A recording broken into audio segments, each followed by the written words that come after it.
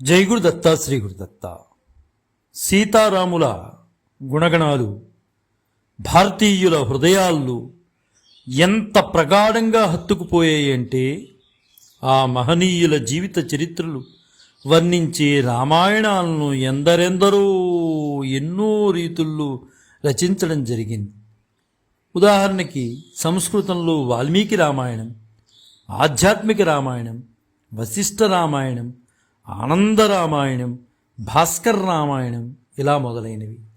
తెలుగులో మాట్లాడుకుంటే మొల్ల రామాయణం, రంగనాథ రామాయణం మొదలైనవన్నీ కూడా మనకి కనిపిస్తాయి. అలాగే తమిళ, మలయాళ, హిందీ, బెంగాలీ భాషల్లో కూడా అనేక రామాయణాలు వెలువడ్డాయి. అయితే వాల్మీకి ద్వారా వచ్చినటువంటి రామాయణం మన అందరం కూడా ఆదికావ్యంగా అనుకుంటూ ఉంటాం. అయితే శోకం నుంచి శ్లోకం వచ్చి అది రామాయణంగా దారితీసింది. అంటే క్రౌంచ పక్షుల యొక్క వేదన నుంచి, ఆ శోకం నుంచి శ్లోకం ఏర్పడి రామాయణంగా దారితీసింది. అదే వాల్మీకి రామాయణం అయింది. ఆ క్రమంలో ఆధ్యాత్మిక రామాయణాన్ని అనుసరించి మనం మాట్లాడుకున్నట్లయితే ఈ ఆధ్యాత్మిక రామాయణంలో మొదటి మెట్టే అయోధ్యకాండలో 1వ సర్గలో మనకు కనిపిస్తుంది శ్రీరామ నారద సంవాదం అనేది. అది అత్యద్భుతంగా ఉంటుందండి. అందరం కూడా మనం తెలుసుకు తీరాల్సిందే. ఎందువల్లంటే ఇది వాస్తవమైనటువంటి రామాయణంగా మనం మాట్లాడుకోవచ్చు. ఎందువల్లంటే పరమేశ్వరుడే పార్వతికి చెప్పినటువంటి రామాయణం ఇది. కాబట్టి ఖచ్చితంగా ఇది మూలంగా మనం మాట్లాడుకోవచ్చు. శ్రీరామనారద సంవాదం అనేది అయోధ్యకాండ మొదట్లోనే 1వ సర్గలోనే అత్యద్భుతంగా కనిపిస్తుందండి. దాని గురించి ఏంటో మనం ఈరోజు తెలుసుకుందాం. ఒకనాడు నీలమేఘశ్యాముడైనటువంటి శ్రీరాముడు సర్వాభరణాలను ధరించి తన మందిరంలో సీత చామరం వీస్తుండగా ఆ చల్లగాలిని అనుభవిస్తూ తాంబూలం సేవిస్తూ సింహాసనంలో కూర్చుని ఉంటారు. అప్పుడు స్వర్గలోకం నుండి శ్రీరాముణ్ణి దర్శించడానికి నారద మహర్షి వస్తారు. తెల్లని స్ఫటికం వలె ప్రకాశిస్తూ శరత్కాల చంద్రుని నిర్మల తేజంతో ప్రకాశిస్తూ వచ్చే నారద మహర్షిని చూచి శ్రీరామచంద్రమూర్తి లేచి సీతా సమేతంగా మునికి ఎదురేగి స్వాగతం పలికి నమస్కరించి నారద మహర్షిని అడుగుతారు, ఓ మునిపుంగవా, సంసార వలయంలో చిక్కుకుని ప్రాపంచక విషయాల్లో మునిగి ఉండే మాకు మీబోటి మహనీయుల దర్శనం కలగడం దుర్లభం. ఏదో పూర్వజన్మలో చేసిన పుణ్యాల ఫలితంగానే నేడు మిమ్మల్ని మేము దర్శించుకునే భాగ్యం మాకు కలిగింది. మీ రాకలోని ఆంతర్యాన్ని వివరిస్తే మీ కార్యాన్ని తప్పక నెరవేరుస్తాను అని శ్రీరామచంద్రమూర్తి మునిపుంగవుడైనటువంటి నారద మహర్షితో అంటారు. అందుకు బదులుగా నారద మహర్షి అంటారు, ఓ శ్రీరామ, నువ్వే సాధారణ మానవుళ్లాగా నన్నెందుకు మభ్యపెడుతున్నావు? ఒక విధంగా చూస్తే నువ్వు చెప్పేది కూడా నిజమేననిపిస్తోంది నాకు. సంసార సాగరంలో నువ్వు కూడా మునిగి ఉన్నావు కదయ్యా. ఈ ముల్లోకాలను మోహంలో ముంచే మాయాశక్తి ఎక్కడో లేదయ్యా, నీ ఇల్లాలే కదయ్యా. ఈ మొత్తం ప్రపంచాన్నంతటినీ కూడా మాయాశక్తిలో పడేసేటటువంటి వ్యక్తి నీ పక్కనే ఉన్నారు. ఆవిడే నీ ఇల్లాలు కదయ్యా. చీమ నుండి బ్రహ్మ వరకు సృష్టించే మాయాశక్తికి నీ ఆశ్రయం మాత్రం చాలు.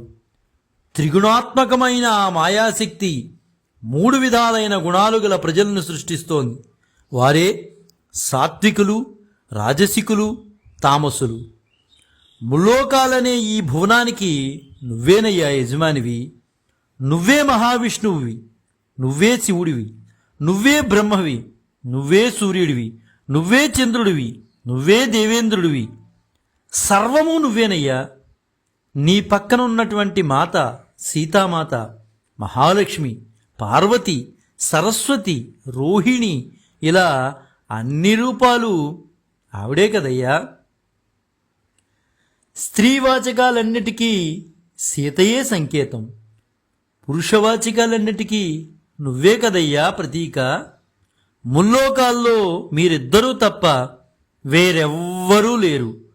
నీ ప్రతిబింబం నుండి పుట్టిందే అజ్ఞానం. ఈ అజ్ఞానం నుండి మహాతత్వం అనే భూతశక్తి వెలువడింది. దాని నుండి సూత్రాత్మ అనే విశ్వాంకుర శక్తి పుట్టింది. దాని నుండి సూక్ష్మదేహం వెలిసింది. అహంకారము, బుద్ధి, పంచప్రాణ శక్తులు, పంచేంద్రియాలు కలిసిన దేహమే పుట్టుక చావులకు, సుఖదుఖాలకు లోనవుతోందయ్యా. దీనినే ప్రాజ్ఞులు లింగ శరీరము అంటారు. ఈ శరీరంలోని ఆత్మే జీవి అంటారు. విశ్వరీతిగా ఈ జీవుల సమూహమే హిరణ్యగర్భ అని మనం మాట్లాడుకుంటాం. ఈ హిరణ్యగర్భకు విశ్వమే శరీరం. దీనినే జగన్మాయ అంటారు. దీనినే అవిద్య అని కూడా అంటారు. ఇది అనాది, అనిర్వచనీయం. ఈ అవిద్యలోనే పరమాత్ముని అంశమైన చైతన్యం ప్రతిబింబిస్తుంది. దీనిని కారణోపాధి అని కూడా అంటూ ఉంటారు. శుద్ధ చైతన్యానికి 3 ఉపాధులు ఉన్నాయి. స్థూలంగా మనం మాట్లాడుకుంటే స్థూలం, సూక్ష్మం, కారణం. ఈ 3 ఉపాధులతో చేరిన శుద్ధ చైతన్యము జీవుడు అనబడుతున్నది. ఉపాధిరహితమైన వాడే పరమేశ్వరుడు. రఘోత్తమ, నువ్వు జాగరూక, స్వప్న, నిద్రావస్థలకు అతీతుడు, వాటిచే బంధింపబడిని విమలుడు, విలక్షణుడు, విశ్వసాక్షివి. ఈ విశ్వం నీ నుండే వెలువడింది, నీలోనే నెలకొని ఉంది, చివరకు నీలోనే లయమవుతోంది.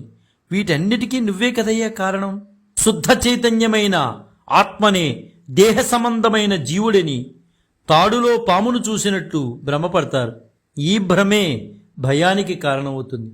నేను పరమాత్మ అంశమనే జ్ఞానం కలిగితే భయదుఖాలు తొలగిపోతాయి. సమస్త ప్రాణుల్లో ఉండే బుద్ధిని ప్రకాశింపజేసే పరంజ్యోతివై నువ్వే విశ్వాత్ముడు. అజ్ఞానం చేత తాడులో పామును ఆరోపించేటట్లు జగత్తులో జరిగే వికారాలన్నిటికీ నీపైనే ఆరోపిస్తారు. ఇది సత్యం కాదని ఎప్పుడు గ్రహిస్తారో అప్పుడు ఈ భ్రమ నీలో లయమవుతుంది. కాబట్టి ఈ జ్ఞానాన్ని అలవర్చుకోవాలి. నీపైన అచంచలమైన భక్తి కలవాళ్లకే ఈ జ్ఞానం కలుగుతుందయ్యా. కాబట్టి నీ సద్భక్తులే ముక్తికి పాత్రులవుతారు. నేను నీ భక్తులకు భక్తుడను, నీ భక్తులకు సేవకుడును. దేవా, నీ మాయా ప్రభావానికి లోను కాకుండా ఉండేటట్లు నన్ను అనుగ్రహింపు. నీ నాభికమలం నుండి పుట్టిన బ్రహ్మ నాకు తండ్రి. నేను నీకు పౌత్రుడును, అంటే మనవనును, నీ భక్తుడను. కాబట్టి నన్ను కాపాడమని నేను ప్రార్థన చేస్తున్నాను. అలా పలికిన తర్వాత నారద మహర్షి శ్రీరామునికి పలుమార్లు ప్రదక్షిణపూర్వకంగా నమస్కరించి సజల నయనాలతో ఇలా చెప్పారు.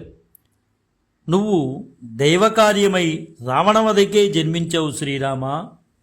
నీ తండ్రి నీకు రాజ్యభారాన్ని అప్పగించడానికి ప్రయత్నాలు చేస్తున్నారు. ఈ రాజ్యభారంలో నువ్వు మునిగావంటే దేవకార్యం నిలిచిపోతుంది. ఈ విషయాన్ని నువ్వు దేవతలకిచ్చిన వాగ్దానాన్ని జ్ఞాపకం చేయడానికి మాత్రమే నేను వచ్చాను. ఈ మాటలు విన్నటువంటి శ్రీరాముడు నగుమోముతో నారద మహర్షితో ఇలా అన్నారు. ఓ నారదా, నాకు తెలియని విషయం లేదు. నా వాగ్దానాన్ని తప్పక నెరవేరుస్తాను. అసుర కులాన్ని సంపూర్ణంగా నిర్మూలించి భూభారాన్ని తొలగిస్తాను. నేను రేపే దండకారణ్యానికి పోతున్నాను. అక్కడ 14 సంవత్సరాలు ఉంటాను. అంతలో రాక్షసులు ప్రారబ్ధ కర్మలు పక్వమవుతాయి. సీతను నెపంగా చూపి రాక్షసులందరినీ నాశనం చేస్తాను అనంగానే ఆ మాటలకు నారద మహర్షి ఎంతగానో సంతోషించి శ్రీరామునికి 3 సార్లు మరల ప్రదక్షిణం చేసి నమస్కరించి దేవలోకానికి వెళ్ళిపోతారు. ఇటువంటి అద్భుతమైన శ్రీరామ నారద సంవాదాన్ని ప్రతిదినం భక్తితో చదివేవారు కానీ, వినేవారికి కానీ, స్మరించేవారికి కానీ దేవతలకు కూడా అందని కైవల్య పదం లభిస్తుందని మన పురాణాలు చాలా స్పష్టంగా మనకి తెలియజేస్తున్నాయి. అటువంటి నారద శ్రీరామ సంవాదాన్ని మనం తెలుసుకోగలిగాం. జై గురుదత్త, శ్రీ గురుదత్త.